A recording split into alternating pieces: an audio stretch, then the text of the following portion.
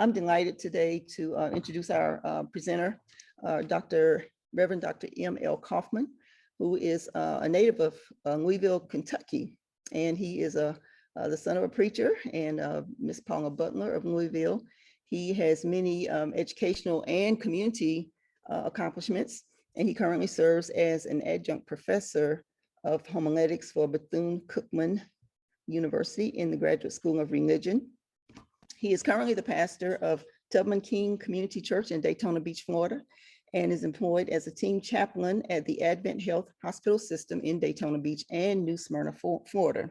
He's a member of Alpha Phi Alpha Fraternity Incorporated, and he's also part of the Daytona Beach Black Clergy Alliance. He serves as an executive board member of Faith, which stands for Fighting Against Injustice Toward Harmony of Volusia County. And I have a personal reference here. He probably doesn't remember, but a couple years ago, the Vernon Family Reunion was in Daytona Beach, Florida, and we actually had the opportunity to worship with your congregation there, and we had a delightful time. So I'm excited to welcome you this morning and to present you to the rest of the class. All righty. Well, we welcome. Let me get my slide to get it up here, and let me share the screen. I got to enable so I can share the screen. Okay, let me get you here so I can do that. All righty. Okay, you should be set now. Okay, there we go. Get this together. All righty. Make sure we are recording here.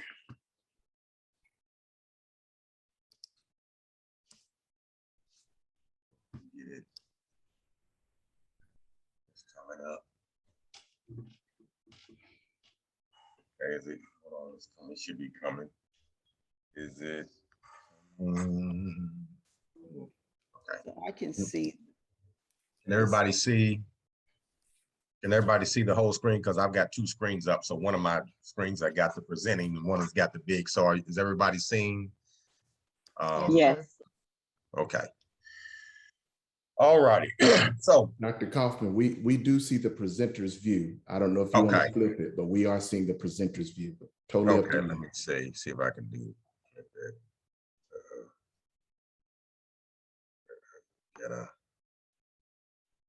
Hold on. I might have to just pull it. I might have to pull my other screen out. Just disable that screen so it comes out. Yeah. You can flip-flop your screens too. Generally, it's at the top where your menu is. It may be at the bottom, but however it works for you, sir. Redo it now.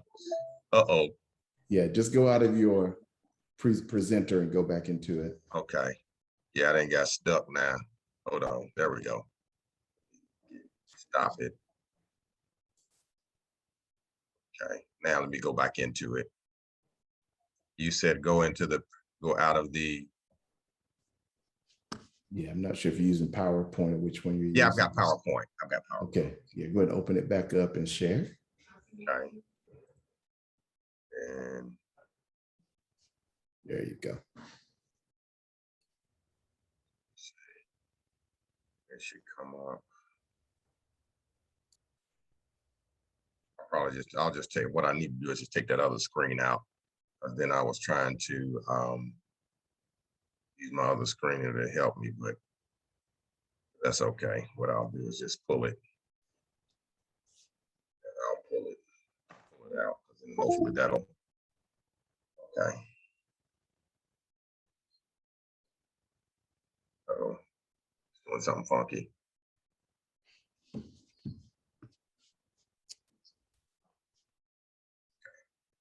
No, okay. I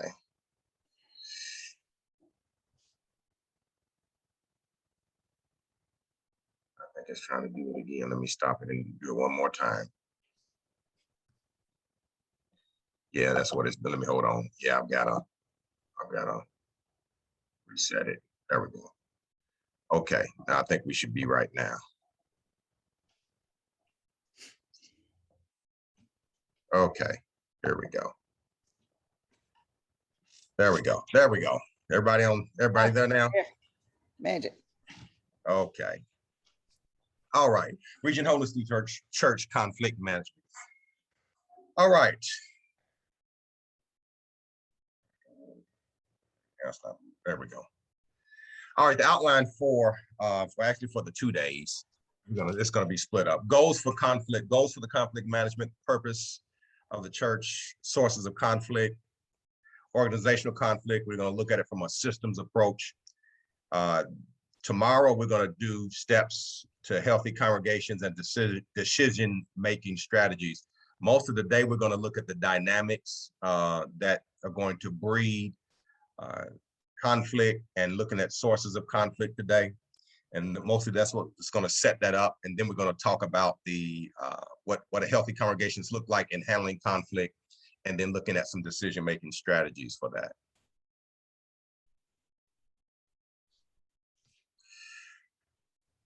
All right, goals for conflict management.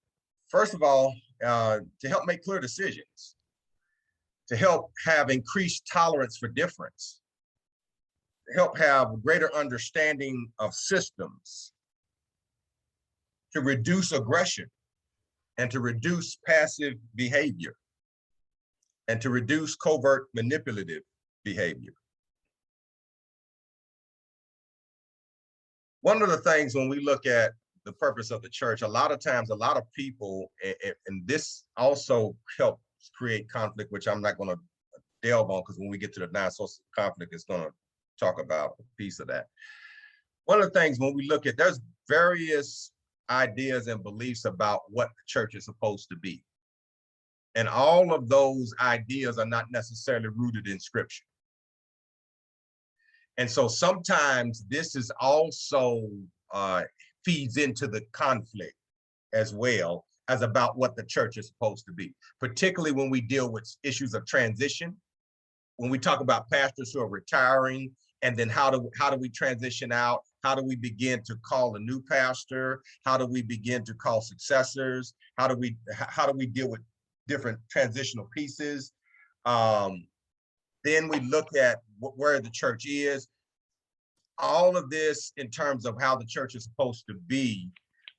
There's various ideas because there's no consensus that has been really established, because there's intellectually, there's an idea scripturally, and then actually how we behave.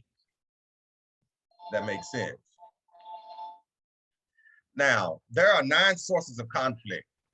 And of course, now some of this I'm gonna have to fly through because I don't have a lot of time to get to, because I only have an hour, and then I got you 15 minutes of questions. So I'm gonna be running through some stuff real fast, because there's a lot of information that I wanted to get to deal with this. A disagreement about values and beliefs, particularly like when we talk about how the church is supposed to be, what the church is supposed to be doing, what we actually believe.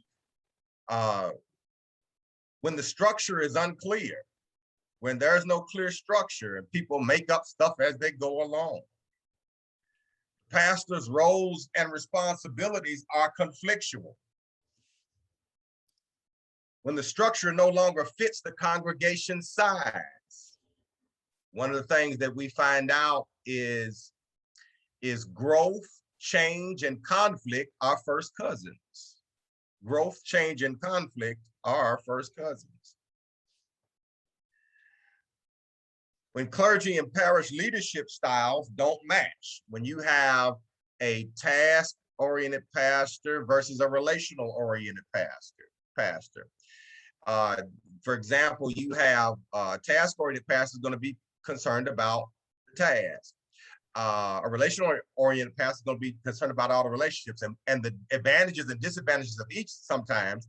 Like a task-oriented pastor is going to make sure everything's right for the worship service. Going to get everything in line. It's going to make sure the sound is right. It's going to make sure everybody's in place. It's going to make sure everybody's in peace. Now, a relationship-oriented pastor may not necessarily pay attention to everything's going to be structured and in place, but he's going to talk to everybody. Make sure your dog, your cat, how's your mama doing? How's your cousin doing? And then everything may not be together, but he's going to talk to everybody while they're coming in. Whereas the task-oriented pastor is focusing on the task at hand to make sure the worship service is going to be ready and together for the people to worship, versus the relationship-oriented pastor is going to be out dealing with all these relationships. And sometimes people may feel like the pastor is, and a task-oriented person may be walking over them, versus a relationship-oriented pastor, they feel comfortable, but a lot of chaos may be going on in the worship service. And so you have some gives and takes and some upsides and downsides in those. The new pastor rushes into changes. Communication lines are blocked. When there is not clear communication that goes on, that creates definite conflict. When you hold communication, it creates an intense sense of conflict. The other thing is church people manage conflict poorly. And the reason why is because we manage conflict poorly in our own households. A lot of times we develop these what I would say, how we handle conflict in our own houses, we bring that same modality to the church. And a lot of times we don't usually manage conflict well in our own family, so we don't do that well in the church on a grander scale. And disaffected members hold back participation in pledges. That's another source of conflict that happens. Now, let's think of conflict from a systems perspective. Change upsets the balance of life, and when change happens, life can be threatening. I don't know. And excuse me. Moderator Harris got his. I'm gonna. There you go. Got his mic on. Mhm. And one of the things in systems perspective is emotional forces set off and create more imbalance. So one thing impacts the other. So life is a series of relationships and attachments, and everything influences everything. Change in one part creates change in another part. And this is a perspective from Bowen theory now, because when you understand the system, one change in the system impacts the change somewhere else in the system. When we talk about this from a system perspective, here's the outline that when we're going to go down. We're going to deal with the aspect of the human brain. We're going to deal with self-differentiation. We're going to deal with leadership. We're going to talk about anxiety, and we're going to look at anxiety from how anxieties are created from a virus perspective. And since being in a pandemic, it kind of becomes real to us. And then we look at, and that'd be tomorrow, healthy congregations and decision-making strategies. Now, why is this important to understand the human brain? Because part of the human brain, there's 3 sections to the human brain. The reptilian part of our brain, the mammalian part of our brain, and the neocortex. Now, the reptilian part of our brain, that is the safety part, the brainstem. That's where we get the reaction, the flight or fright, the flight or fight. It just reacts. It's about self-preservation. There's no concept of time there. So basically what happens is if you were a child and a Doberman chased you as a child and you got frightened. So when you become an adult, you see that Doberman, that fright comes back. Regardless of the time, as an old person, that anxiety comes up, that fright happens. 30 years later, the same intense feelings happen. In the mammalian part of the brain, that's where the relationships happen. That is properly called the limbic system. This is where bonding and relationships happen. This is where playing happens. This is where feelings of love, hate, rage, and fear happen. Now, all of a sudden, when this part of the brain starts firing, it's hard to turn off. This is where the rapid firing of intense emotions happen. This is where the driveness in the brain is of the intense emotions and the passions and all of this happens in this part of the brain. Now, the neocortex is better known as the thinking cap. Now, the neocortex makes up 85% of our brain. 85% of our brain mass is considered the neocortex. This is where we get clarity from, the neocortex. This is where the thinking cap is. Now, if we are stressed out, it's hard to process and we become more reactive. Reactivity breeds more anxiety, thus breeds more conflict. Now, Christian values, what happens resides in the neocortex. Jesus oftentimes tried to get people, particularly like when the disciples were on the ship and they were going through a storm and he calms the waves and the wind down. He tried to get them to get in their neocortex because they were in the reactive mode. They were in the fight or flight, safety mode. And so what he tried to do was, where's your faith? Why are you so fearful? So he tried to get them into the neocortex. It's where the values reside. Because here is where it tried to get into your right mind. The Greek word metanoia really is a change of mind. The opposite of metanoia is paranoia, which means out of mind. So what happens is that when you are in anxiousness or anxiety, it forces you to be in paranoid mode or out of mind or out of the neocortex. And what happens is that what Jesus tried to do was get them into metanoia, to change in the mind of the neocortex. Jesus, what he did to do that, to get you into the neocortex, he raised questions, told stories. He always fed people to get into the neocortex, which fed them out of their anxiety. Moved them from self-preservation to self-awareness. Now, one of the things that happens in terms of us needing to be close and needing to be separate is self-differentiation. A poorly differentiated being is not a healthy being. But there is a paradox of needing to be close and needing to be separate. And you see the chart I have here. Emotional fusion is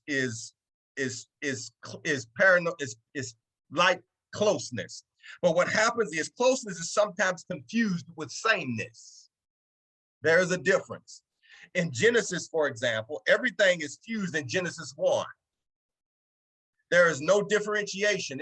In other words, it's chaos until God speaks, because he brings order to it. Then he starts to differentiate. When he said, let there be light, then there was some differentiation. And he started speaking to things and he started making some differentiation. So, because the earth was formed without void. The earth was formed and void. Formless and void. Then when he started speaking to it, it started creating a recognizable shape. There started being some order to it. When somebody becomes dysfunctional, you become extreme and you get stuck into those paradigms of extremeness, like enmeshed or isolated. It's okay to like be isolated, but don't get stuck there, or be alone, or don't get stuck there. Dysfunctional families or the paradigm of abusive families is when they get stuck in the extreme positions.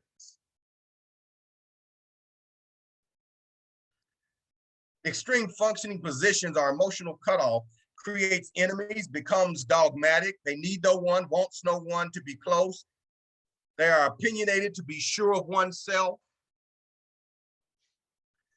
Functional is when you go off to oneself for isolation or meditation, as long as you don't get stuck there.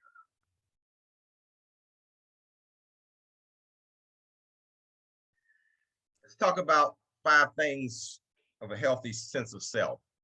The capacity to take I positions. I will do this. I will not do this. The capacity to make I statements. I feel, I want, I believe. A sense of direction. You're not distracted by anxiety. You maintain your goal. Because remember, the goal of anxiety is to get you out of that neocortex.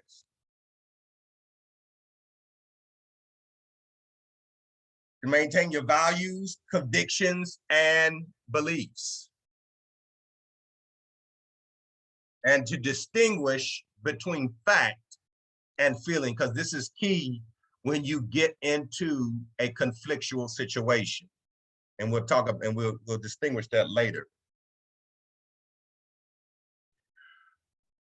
One of the things, what happens when we get close, when we learn closeness, through playing, touching, nurturing, feeding, mirroring. Mirroring is a form of feedback. It reflects back something about your aliveness. Now, there are 400 references to the face of God in the Old Testament, which talks about mirroring. 400 references. The Latin word for companion, when we talk about the mirroring, cum pane, which means break bread together, to have company, to have a companion, to break bread together, because we mirror. Babies, what they do, they mirror from the adults. Because one of the things that helps begin to deal and help reduce the conflict is to learn closeness. Now, leadership can impact these conflicts. Now, there are some things that leaders have to do. First thing is we got to respect the power of emotional forces, because you cannot impact any conflict until you understand the emotional forces that are at work. You can't change the emotional force until you learn to shift the emotional processes. People will have to function in a new way, because people are used to, in the emotional forces, you got to move them, and you got to be able to shift the emotional processes, because they have to understand that they got to move in a new way, and people don't like to change. So they have to begin to understand that they have to learn to move in a new way, to function in a new way.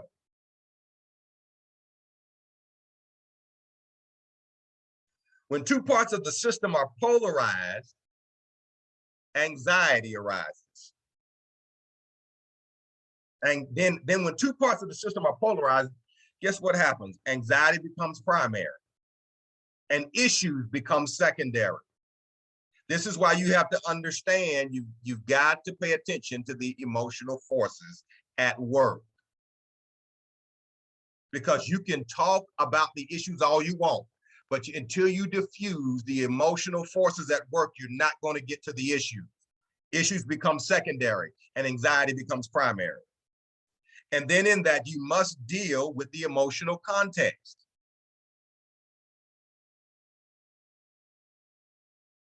Leaders must also, in a system, they can most affect the system through their functioning and presence.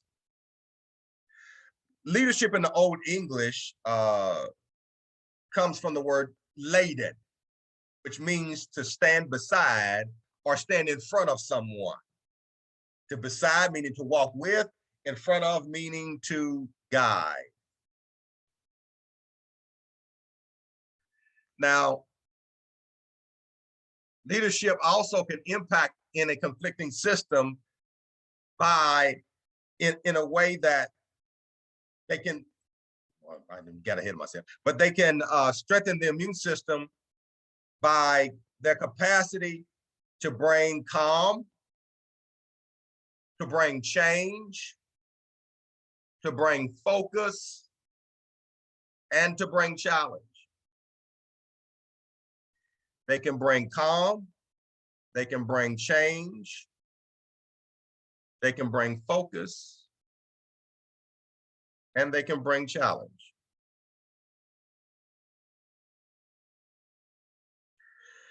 The leader should be mature, responsible, and make decisions. The leader should not feed into the anxiety. Because see, this is what you have to understand. Leaders in a conflictual system have to understand, this is why leaders in that system have to emphasize the system must have a vision, because conflictual systems that are in a high state of conflict, they have no vision. See, vision is important, and we'll talk about that in a minute. Vision is important for organizations. And, you know, we talk about organs or organizations. The root word is in organization is organ. So I'm just going to clear that up for a minute. Organisms and organizations, the root word in both of those is organ. Get out of this thing right here. And so, but in organizations, vision helps, particularly helps reduce, particularly if everybody buys into it, but I'll talk about that later on down, and as we get into tomorrow and later on down in this lecture. It can help reduce the anxiety and can help reduce the conflict if leaders begin to understand that the vision is important, because those that are in a high state of conflict, there's no vision because people have nothing to look towards or look forward to. And this is why mission statements should be one sentence. It should be easy to remember, and it should be one sentence so that everybody is clear in one sentence, not 5 different sentences, but one sentence to remember.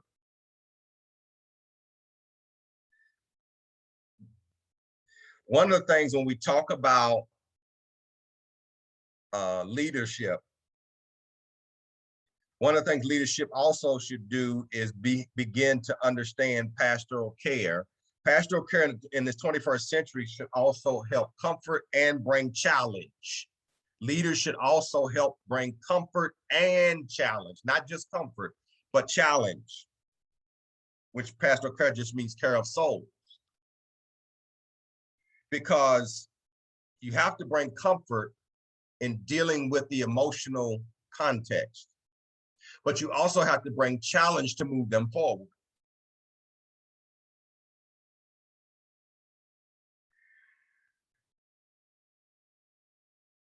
One of the things that happens, and what leaders must understand, is you also got to help them deal with pain. One of the society, and this is the modern society, we are prone to not deal with pain. You can't be healthy if you can't tolerate pain. You know, society has a need to rid for pain. This is why we take pills. This is why we do all the other stuff to anesthetize the pain.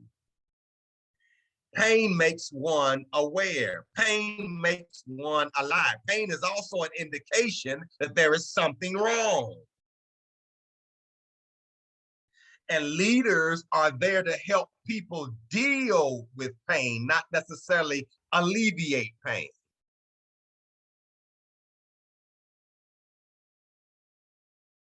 This is why sometimes our prayers for God is not necessarily to alleviate the pain, but help us deal with it. So now we can find out what the problem really is.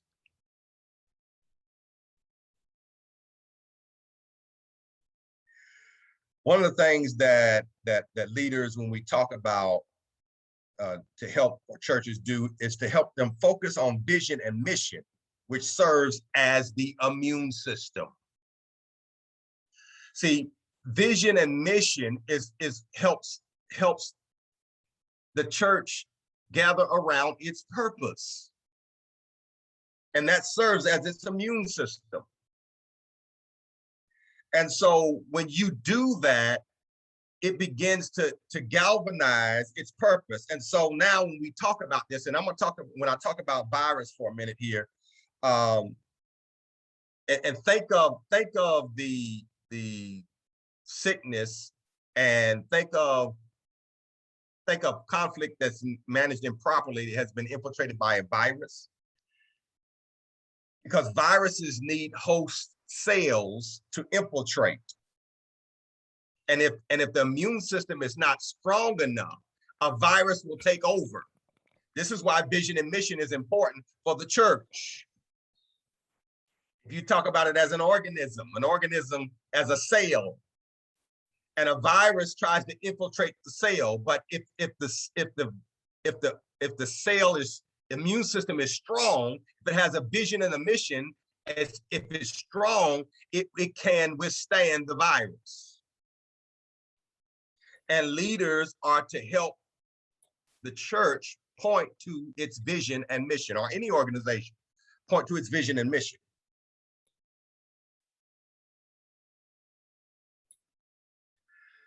As we talk about leading to anxiety here, the word anxiety comes from the Latin angera, which means to create pain by choking. The noun form is angustia, which means anger or angst or angina.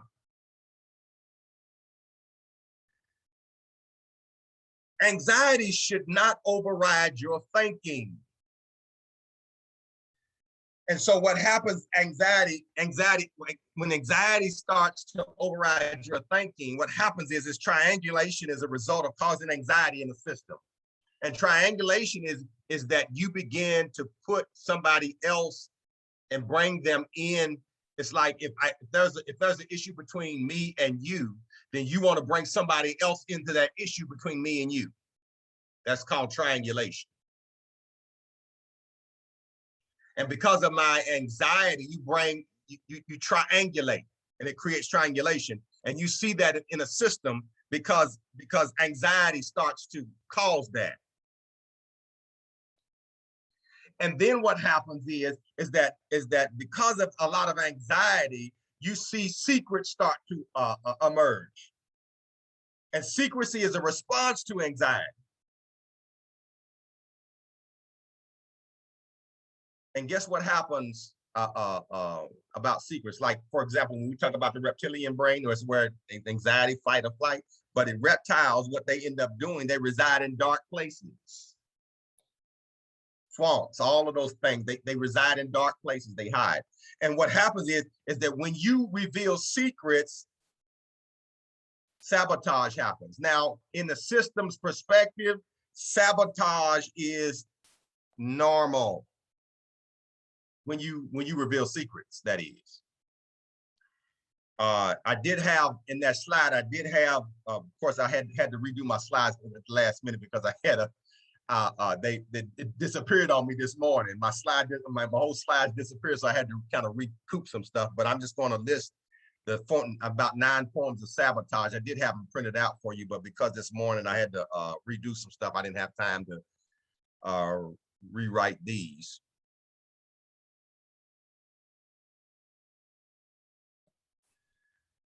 There are 9 forms of sabotage: increased intense criticism.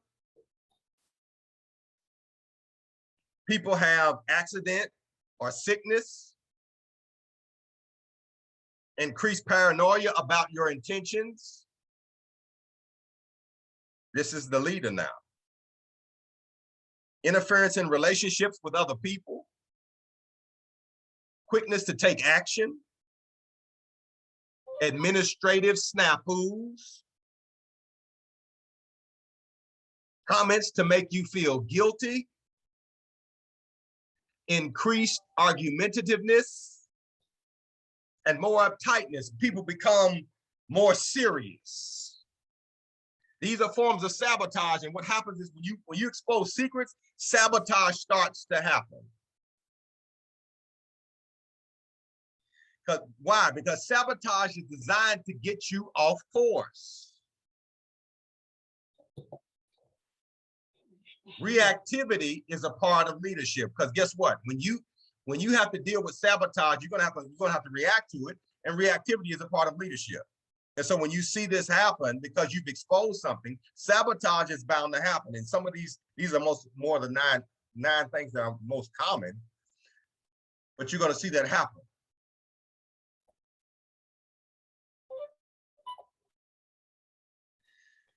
And also over focus. Any anxiety not resolved in one relationship is played out in another relationship, and we call that transference. And what happens is that as a leader, you will draw over focus. So in other words, they will transfer anything that's not resolved in that system onto you. So in other words, don't take it personal. Sometimes I know it's hard, but don't take it personal. See, clergy-centered congregations must become more mission-focused. When everything's centered around the clergy, pastor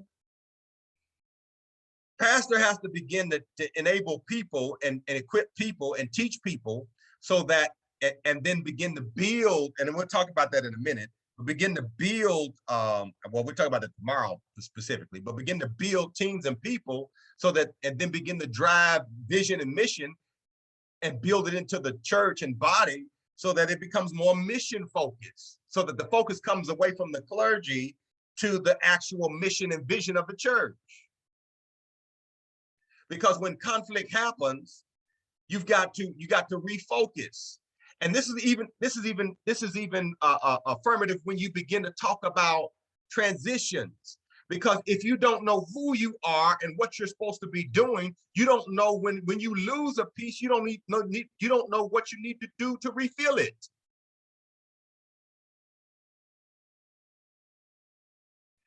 When you've had a pastor there for 30 years that retires, now who are you? How do you redefine yourself? What do you need to do to see your strengths and weaknesses now? So that now you don't need the same pastor, you need somebody else to begin to, with different skill sets, to move you somewhere else, to build off of what the other pastor did.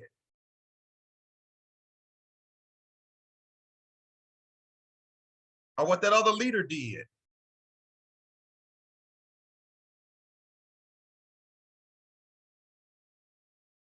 Because there again, when you begin to learn to be mission and vision and mission driven and mission focused, it helps strengthen your immune system and it helps you begin to reduce conflict. One of the things that happened when I came to Nicey Grove, when I pastored in North Carolina, it was a very high conflictual, anxious system. And one of the things that I noticed that there was no mission or vision kind of focus and driven. And part of the problem was the leadership. They were just kind of existing. And one of the things that I began to do was began to start, spent 2 years with the deacons and training the deacons 2 years and understand what their job was, as well as how gave them some skills of how they handle different things that they are in their lane, as well as the trustees. And after that 2 years in doing that, teaching them conflict resolution, teaching them pastoral care skills, teaching them sermon preparation and biblical exegesis, teaching them biblical deacon, what it means to be a biblical deacon, so that then you can begin to help handle some issues, particularly deacons as personnel people, to handle issues. And once they started learning that, their position, and learning what the church was about and what the church is supposed to be doing, then that helped handle a lot, that helped reduce a lot of the anxiety, that helped reduce a lot of the conflict. Because one of the things that they learned, there are 3 kinds of conflict: interpersonal, intrapersonal, and particularly those two. Interpersonal is conflict between people. Intrapersonal is conflict within inside people. That kind of conflict in people usually is conflict that people usually are, you'll see the conflict in churches, the same people in the conflict, no matter whatever it is. Those people have intrapersonal conflict, which means there's conflict in them. And regardless, until they resolve that, they're going to be in some kind of conflict. And so in understanding that, you got to set some structure, you got to set some systems in place, some biblical order in place, and then you begin to handle it. And then when you set the leadership in place to do that, then it begins to help sustain that system. And eventually over time, that anxious system will go down, the conflict will go down, and it kind of reduced the conflict in the church to almost next to nil, because you develop that leadership.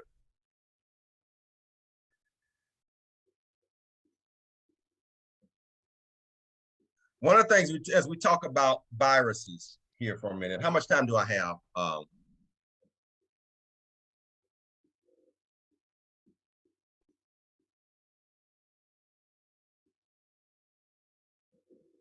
I got about 15 minutes or so. I can't hear you because you got your mic muted. Yeah, I mean, you have about 15 minutes before the 10-minute warning. Okay. All right. All right. As we talk about viruses never learn from their experiences. They go where they never belong. That is called transgression. When you go where you never belong, you transgress.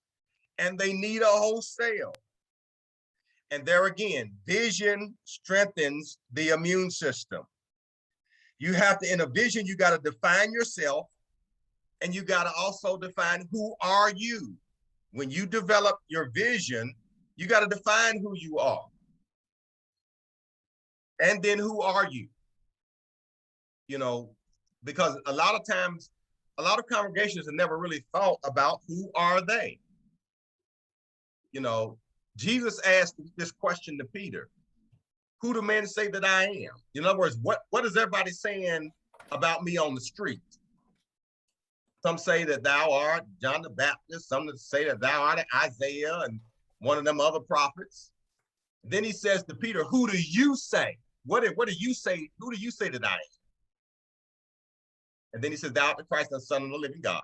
And he said, well, flesh and blood didn't reveal that. That's correct, who you say that I am. Because Jesus already knew who he was. And he said, now you said it right. And he understood his mission. He already knew who he was. But when we talk about churches, churches have to begin to understand collectively who they are. Not that you just go to a church, but who is your church? Who is your church? Define who you are. And this ought to be somewhat, it help you understand your vision. The vision helps you understand what the church is all about, who you are.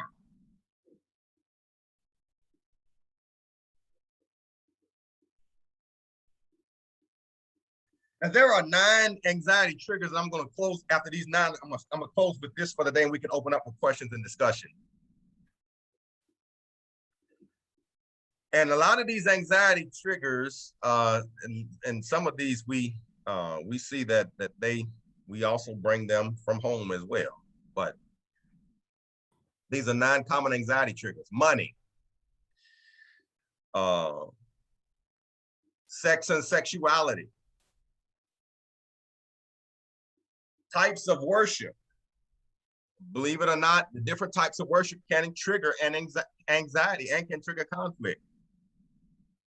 A pastor's leadership style, and particularly if it's different from what they're not used to. And this is also what happens when you have a new pastor, because what they've gotten used to another pastor's leadership style, and not understanding that they oftentimes measure the new pastor against the old pastor. And that old pastor may be dead and gone, or the old pastor may be moved on. That's unfair. But this is why they have to understand they can't measure, different same pastors with the same pastors and expect the same leadership style. You have to understand this is what also creates anxiety when they're used to one leadership style. This is why I don't necessarily need to call a pastor the same leadership style either, but they do need to understand that is an anxiety trigger. Old versus new. Growth versus survival. Staff conflicts or resignation of staff. That creates anxiety, because when you talk, if a pastor resigns and the church is up in arms, that creates a lot of anxiety in the congregation and can create some possible conflicts. When you have staff conflicts, that can create a lot of anxiety within the congregation, because people talk.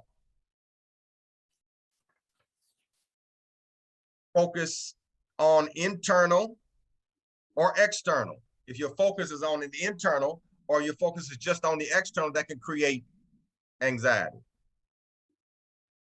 If you have major trauma or transition or tension within the congregation, example, deaths of children, that creates anxiety. Resignation of pastor or major staff persons within the congregation creates anxiety. All right, we're going to open up for any questions or comments at this time.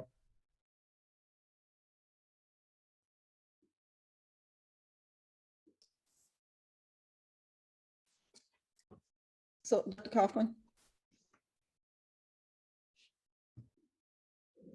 Dr. Kaufman? Yes. So everybody's muted right now. So if they have questions, they can either unmute themselves or they can type their question in the chat, and then I can share them for you to answer. Okay.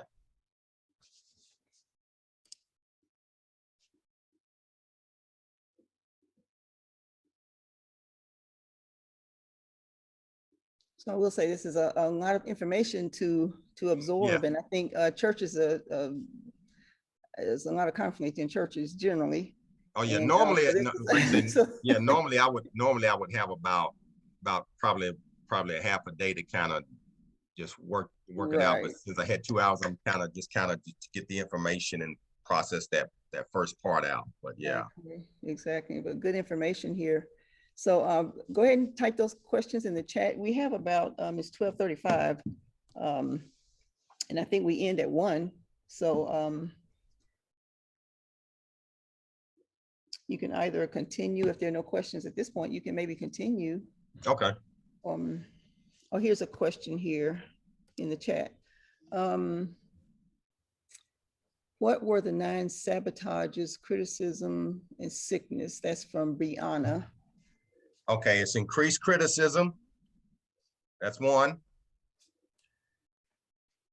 Number 2 is people have accident or sickness.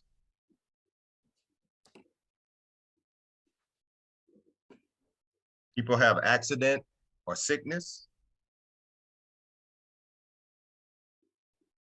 Number 3, increased paranoia about your intentions.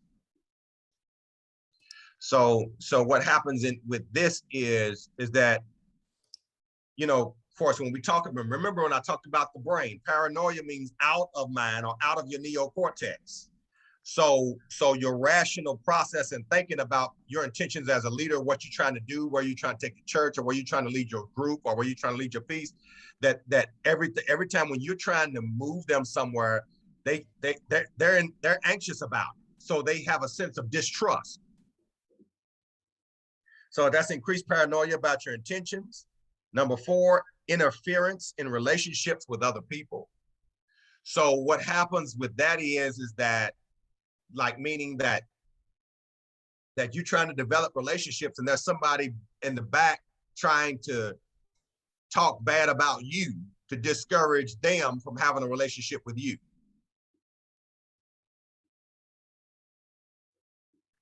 Number 5, quickness to take action. They want to hurry up, come to you. They want to hurry up and make a decision and move, rather than, take the time, process it, try to work it through, but they want to go ahead and make an action. And partly because they distrust your intentions and everything else, and they're anxious about you. So they quickly make a decision.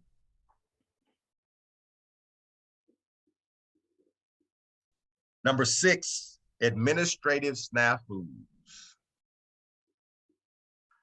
One of the things I could say is an experience I remember when I came here to Florida. I had an administrative assistant who, a former administrative assistant, that first thing that I wanted to see was you know, the people in the church and who was, you know, giving and tithing. And then what she did, she lied to me and said that she couldn't get back to me. What she was doing was she went and spread and she tried to badmouth me and make it seem like I was doing such a bad thing. And the reason why I know, because other people came back and told me. And then when I confronted her about it, because they got on her and said, he's the pastor, he has a right to see that information. And so she waited 4 days to get back to me, apologized, said her phone wasn't working, her internet was not connected, but she sent out emails to other folks within those 4 days. And so when I got, and they got on her about it, when I got back and I confronted her about it, then she got mad and upset. And then she turned around and then started bad mouthing me and talking, you know, all kind of crazy stuff. And then, but those administrative snafus is that kind of stuff that you delay in paperwork that I had a right to get access to. You delay in process, administrative snafus. Number 7, comments to make you feel guilty.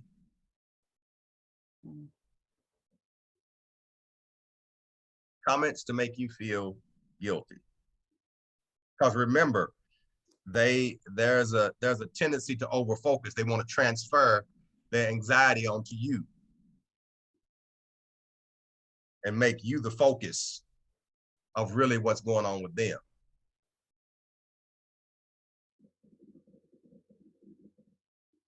Number 8, increased argumentativeness.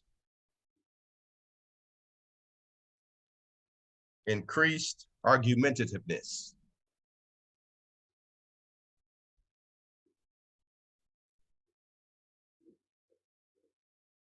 And number 9, more uptightness. People become more start be all serious. More they become real serious.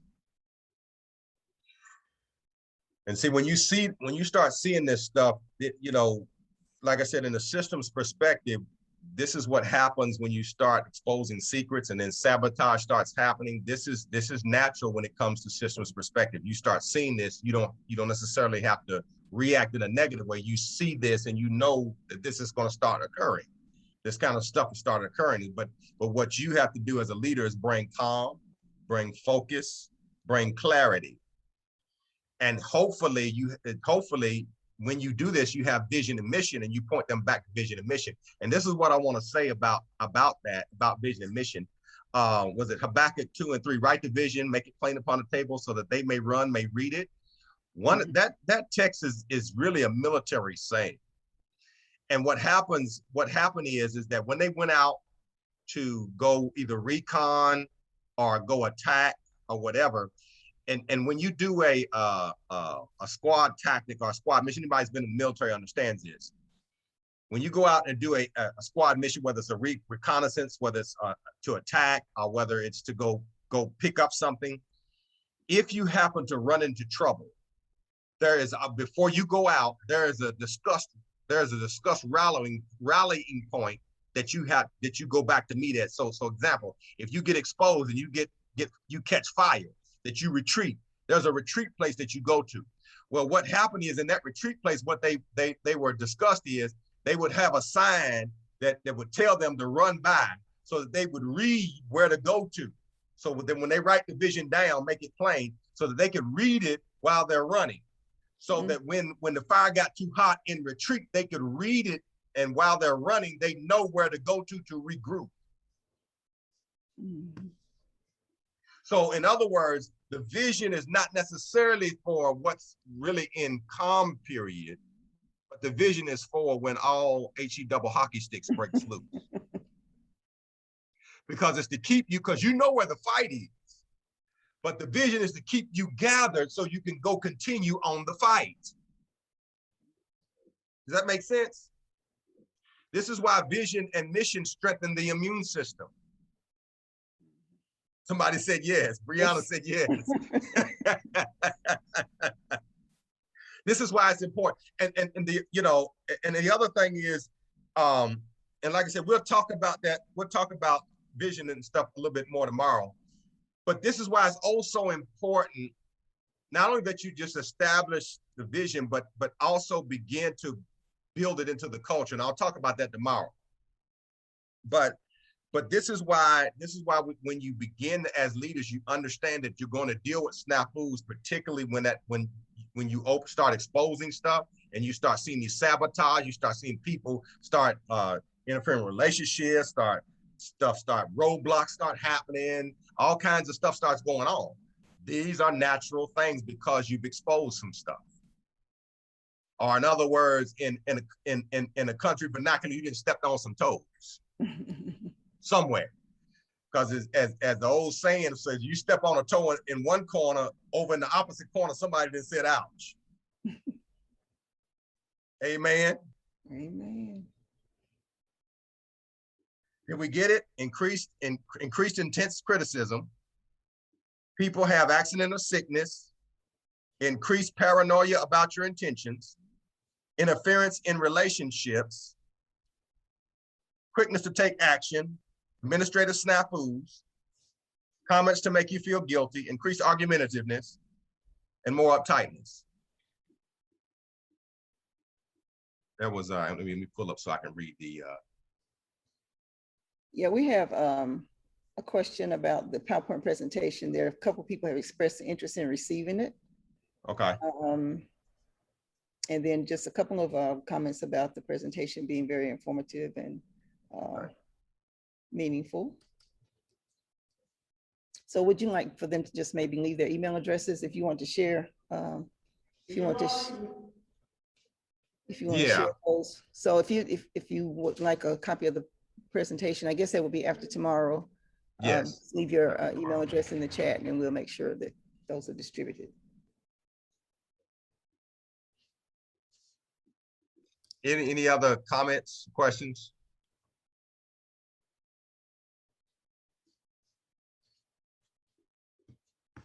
I'll put that in the chat. Yeah, because tomorrow we want to focus on, like I said, we want to get into the, well, let me, how much more time do we have? About 15 minutes? About 15 minutes. Mm-hmm. Okay. I'll tell you what, since if there's no other question, I'm gonna go ahead and start getting into tomorrow's stuff, because there is a lot tomorrow too. Let me get into that a little bit, okay. And then I'll stop about 10 minutes in doing that. Let's see. Okay.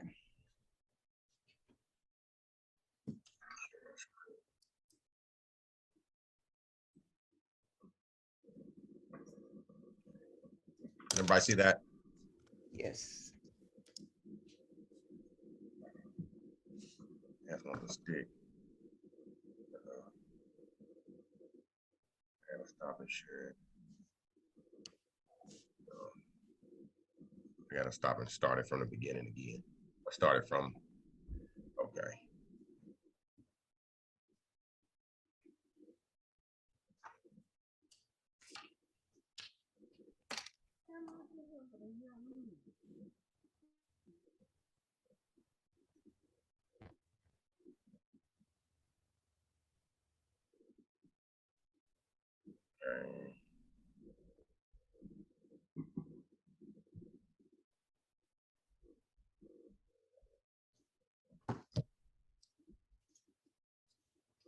Okay.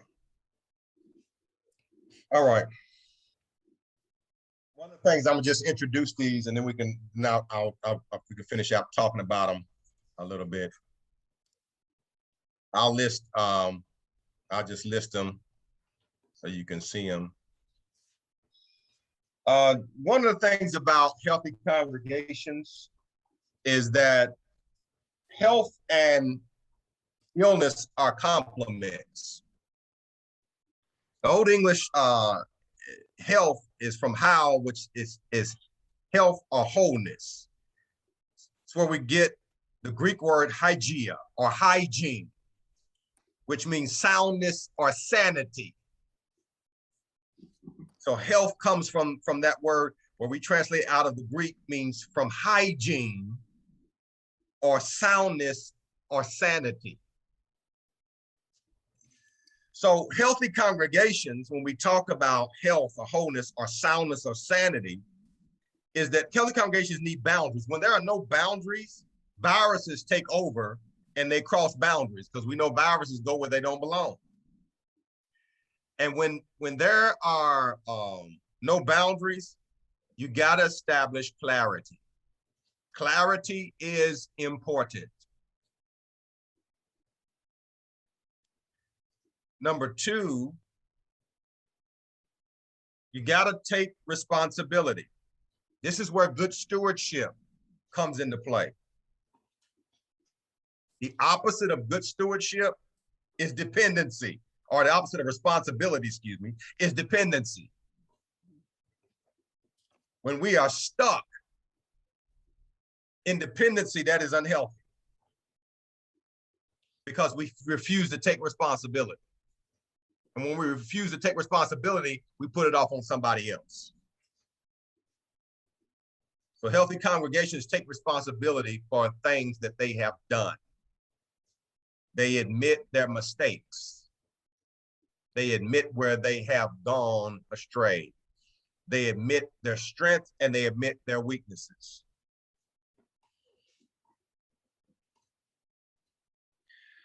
They also have resiliency. Resiliency says that there's they have a need for flexibility.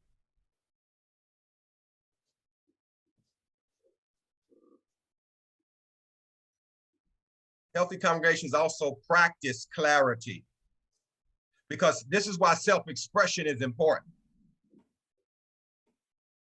This is why self-expression is important. You know, everybody ought to be able to have self-expression. You know, this is where a certain bit of what I would call individual expression, you ought to be able to express yourself.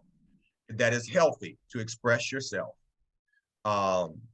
This is when you shut down everybody. That's not very healthy. You're gonna create a combustible situation. And in practicing clarity, you ought to have a direction of belief. Your belief ought to be going somewhere and consistent.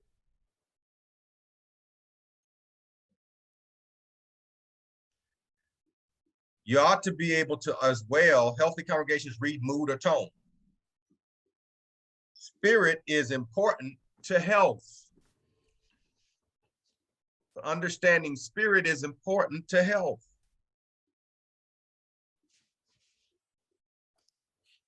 Healthy congregations practice conflict negotiation. Now, in conflict negotiation, back out of that. Oops.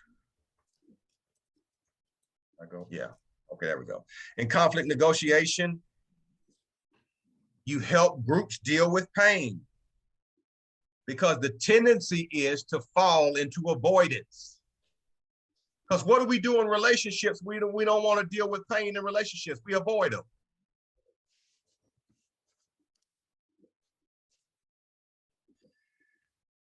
The body engages pain,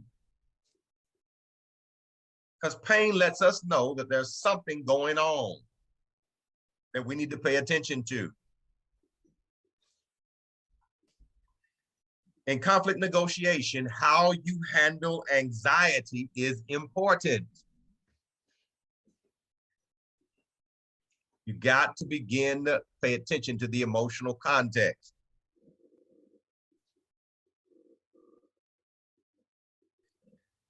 Because in conflict negotiation, you understand there will always be stressors in life, creating tension. There are two kinds of stress: eustress and distress. Eustress is good stress, and distress is bad stress. So there will always be stress in life. It's just what kind of stress that you have and how you deal with stress. And stress in life creates tension.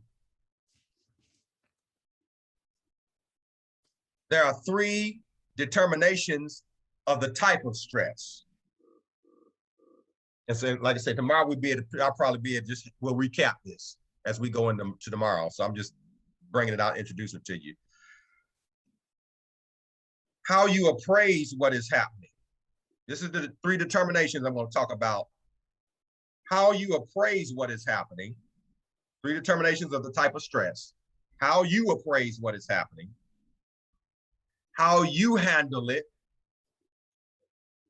And in how you handle it, your plan to do something with it, what you can control, and what you can impact.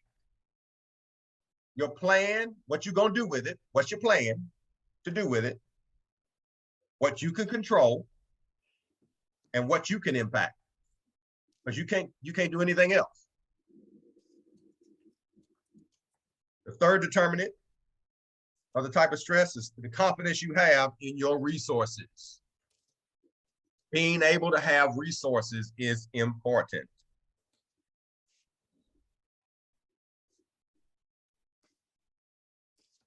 And finally, leadership development.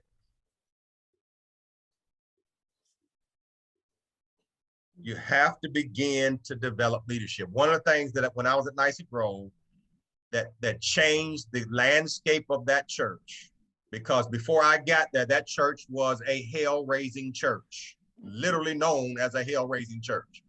And part of the deacons were part of that problem. And of course, the deacons now will tell you that at that church. But because I focused on leadership development, it changed the whole landscape of that church. And when you focus on leadership development, developing the leaders within the church, you strengthen the immune system. That starts the process of strengthening the immune system. And then what you do is that you keep the virus from replicating itself. Because viruses can't replicate itself by itself. They need a host.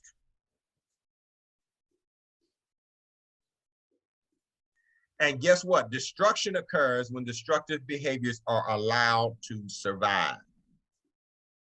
Destruction occurs when destructive behaviors are allowed to survive. Okay, I think it's about Dr. 5 minutes left. We have 5 minutes, yes. So I'm gonna leave it that, because like I said, I do have a whole lot of other information tomorrow to get into the nitty-gritty. But just quickly, anything else before we close out? I'm gonna say that's